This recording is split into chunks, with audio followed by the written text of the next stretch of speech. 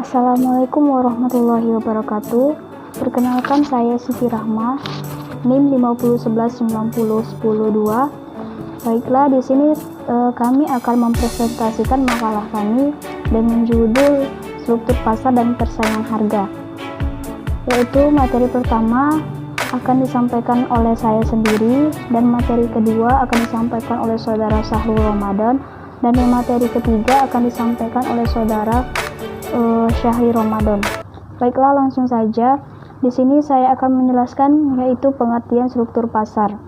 Struktur pasar memiliki pengertian yaitu penggolongan produsen kepada beberapa bentuk pasar berdasarkan pada ciri-ciri seperti jenis produk yang dihasilkan, banyaknya perusahaan dalam industri, mudah atau tidaknya keluar atau masuk ke dalam industri, dan peranan iklan dalam kegiatan industri. Analisa ekonomi membedakan struktur pasar menjadi 4 jenis, yaitu yang pertama itu pasar persaingan sempurna, dan yang kedua pasar monopoli, dan yang ketiga persaingan monopolistik, dan yang keempat adalah pasar oligopoli. Nah, dalam ilmu ekonomi, pasar, negara, dan individu dan masyarakat selalu menjadi perbincangan. Oleh karenanya, sebelum kita membahas tentang struktur pasar dalam ekonomi Islam, akan lebih baik jika kita mengetahui sistem-sistem pasar. Ada beberapa pandangan ekonom mengenai sistem pasar, diantaranya adalah pasar menurut kapitalisme dan sosialisme, yang biasa kita sebut dengan ekonomi konvensional, dan pasar menurut pandangan ekonomi Islam. Dalam kapitalisme, pasar memainkan peranan yang sangat penting dalam sistem perekonomian. Ekonomi kapitalis menghendaki pasar bebas untuk menyelesaikan permasalahan ekonomi, mulai dari produksi, konsumsi, sampai distribusi. Nah, dalam konsep dasarnya adalah laissez-faire, biarkan kami bebas. Maksudnya, pasar tidak boleh diganggu atau diintervensi oleh siapapun, termasuk oleh pemerintah. Dengan kekuatan invisible hand-nya, pasar secara otomatis akan menjawab dan mengatur semua persoalan ekonomi dengan harmoni. Nah, sementara itu dalam sistem ekonomi sosialisme berpandangan sebaliknya, yaitu peranan pasar harus ditiadakan. Negara harus menguasai segala sektor ekonomi untuk memastikan keadilan kepada rakyat, mulai dari means of production sampai mendistribusikannya kembali kepada buruh, sehingga mereka juga menikmati hasil usaha. Dan yang B yaitu ada pasar persaingan sempurna. Nah, pasar persaingan sempurna adalah suatu industri di mana terdapat banyak penjual dan pembeli, dan setiap penjual maupun pembeli tidak dapat mempengaruhi keadaan di pasar. Secara sederhana, pasar persaingan sempurna adalah pasar yang terdiri dari banyak penjual dan barang relatif homogen. Persaingan sempurna merupakan struktur pasar yang paling ideal karena dianggap sistem pasar ini adalah struktur pasar yang akan menjamin terwujudnya kegiatan memproduksi barang atau jasa yang sangat tinggi efisiensinya. Akan tetapi dalam prakteknya tidaklah mudah untuk menentukan jenis industri yang struktur organisasinya dapat digolongkan kepada persaingan sempurna murni. Dalam pasar persaingan sempurna, secara teoritis penjual tidak dapat menentukan harga atau price taker, di mana penjual akan menjual barangnya sesuai harga yang berlaku di pasar. Dalam pasar persaingan sempurna mempunyai ciri-ciri sebagai berikut. Yang pertama, perusahaan adalah pengambil harga.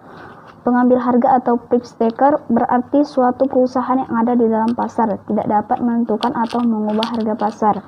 Apapun tindakan perusahaan dalam pasar, ia tidak akan menimbulkan perubahan ke atas harga pasar yang berlaku. Harga barang di pasar ditentukan oleh interaksi di antara keseluruhan produsen dan keseluruhan pembeli. Dan ciri yang kedua yaitu setiap perusahaan mudah keluar atau masuk. Sekiranya perusahaan mengalami kerugian dan ingin meninggalkan industri tersebut, langkah ini dapat dengan mudah dilakukan. Sebaliknya, apabila ada produsen yang ingin melakukan kegiatan di industri tersebut, produsen tersebut dapat dengan mudah melakukan kegiatan yang diinginkannya tersebut. Dan ciri yang ketiga yaitu menghasilkan barang serupa. Nah, barang yang dihasilkan berbagai perusahaan tidak mudah untuk dibeda-bedakan. Barang yang dihasilkan sangat sama atau serupa. Barang seperti itu dinamakan dengan istilah barang identical atau homogeneous. Dan ciri yang keempat itu terdapat banyak perusahaan di pasar. Sifat inilah yang menyebabkan perusahaan tidak mempunyai kekuasaan untuk mengubah harga. Dan ciri yang kelima yaitu pembeli mempunyai pengetahuan yang sempurna mengenai pasar atau perfect knowledge. Dalam pasar persaingan sempurna memiliki beberapa kebaikan dibandingkan pasar-pasar yang lainnya.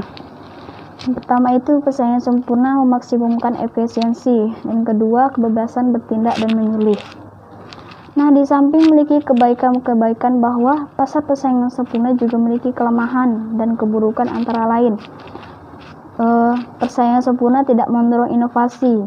Persaingan sempurna ada kalanya menimbulkan biaya sosial, membatasi pilihan konsumen. Biaya dalam pasar persaingan sempurna mungkin lebih tinggi dan distribusi pendapatan tidak selalu rata. Nah, dalam pasar persaingan sempurna, keputusan mengenai jumlah output perusahaan secara individual tidak bisa mempengaruhi tingkat harga. Dan untuk keputusan mengenai penentuan harga, kurva permintaan menggambarkan secara horizontal. Oleh karena itu, harga dianggap konstan.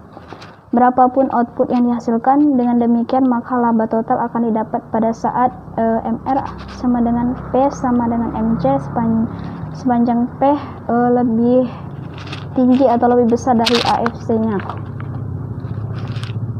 Baiklah, sampai di sini materi yang saya jelaskan. Selanjutnya akan dijelaskan materi selanjutnya oleh saudara Syahrul Ramadan.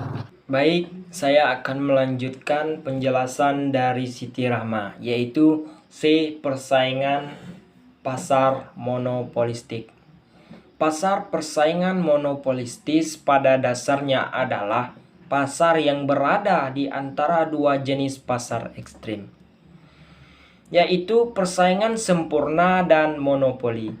Oleh sebab itu, sifat-sifatnya mengandungi unsur sifat-sifat pasar monopoli dan unsur-unsur sifat pasar persaingan sempurna. Pasar persaingan monopolistis dapat didefinisikan sebagai suatu pasar di mana terdapat banyak produsen yang banyak menghasilkan barang yang berbeda corak atau differentiated product. Adapun ciri-ciri pasar persaingan monopolistis adalah sebagai berikut. Yang pertama yaitu terdapat banyak penjual. Terdapat banyak penjual, namun tidak sebanyak seperti dalam pasar persaingan sempurna. Yang kedua yaitu barangnya bersifat berbeda corak. Ciri ini merupakan sifat yang penting persaingan sempurna. Yang ketiga yaitu perusahaan mempunyai sedikit kekuasaan mempengaruhi harga, namun demikian pengaruhnya relatif kecil bila dibandingkan dengan pasar oligopoli atau monopoli. Yang keempat yaitu masuk ke dalam industri atau pasar relatif mudah. Masuk ke dalam pasar persaingan monopolistis tidak seberat masuk ke pasar monopoli dan oligopoli, tetapi tidak semudah masuk pasar persaingan sempurna. Yang kelima yaitu persaingan promosi penjualan sangat aktif. Harga bukan penentu besarnya pasar. Suatu perusahaan mungkin menjual suatu produknya dengan harga cukup tinggi, tetapi masih dapat menarik banyak pelanggan. Baik, selanjutnya yaitu D. Pasar monopoli. Struktur pasar yang bertentangan dengan pasar persaingan sempurna adalah monopoli. Monopoli adalah suatu bentuk pasar di mana hanya dapat suatu perusahaan saja, dan perusahaan ini menghasilkan barang yang tidak mempunyai barang pengganti. Barang pengganti yang sangat dekat atau close substitute. Yang selanjutnya yaitu ciri-ciri pasar monopoli sangat berbeda dengan pasar persaingan sempurna sebagai berikut. Yang pertama yaitu pasar monopoli adalah industri suatu perusahaan.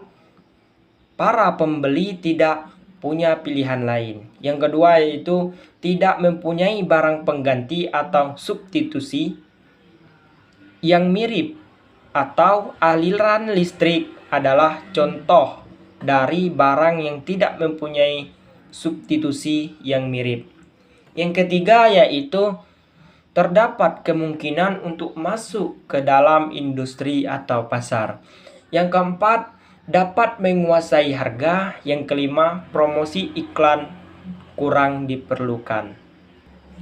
Sedangkan faktor-faktor yang menimbulkan pasar monopoli diantaranya yaitu perusahaan monopoli mempunyai sumber daya tertentu yang unik dan tidak dimiliki perusahaan lain.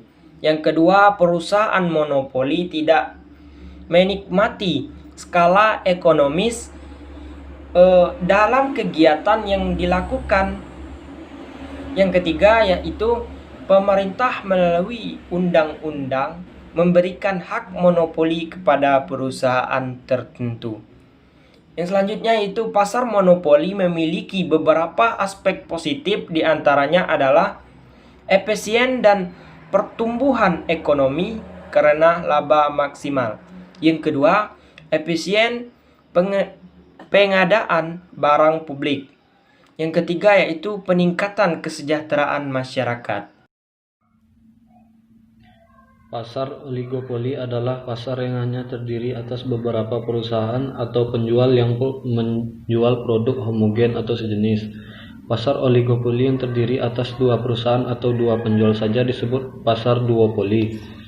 Secara sederhana, pasar oligopoli sebagai pasar yang terdapat beberapa produsen atau perusahaan yang menguasai pasar sehingga tindakan produsen yang satu akan mempengaruhi kebijakan produsen yang lain, baik dalam menentukan harga, kapasitas produksi, dan kualitas produk.